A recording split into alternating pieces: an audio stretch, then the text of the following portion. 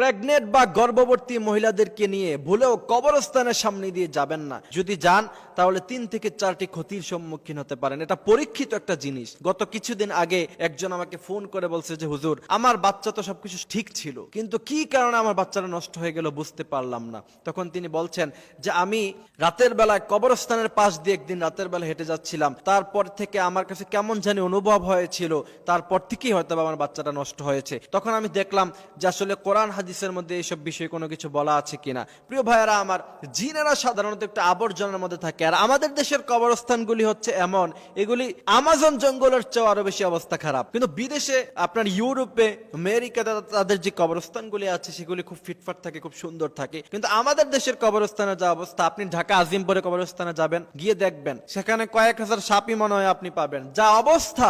এই জন্য প্রিয় ভাইয়েরা আমার, আমাদের কবরস্থানগুলিকে আমরা পরিষ্কার করে রাখবো। যে সমস্ত জিনেরা খারাপ, তারা খারাপ জায়গায় থাকে, অর্থাৎ যেখানে আবর্জনা থাকে সেই সমস্ত জায়গাগুলির মধ্যে থাকে। আর আমাদের বাংলাদেশে যত কবরস্থান আছে সেখানে সবচেয়ে বেশি বাঁশঝাড়, ঠিক কিনা?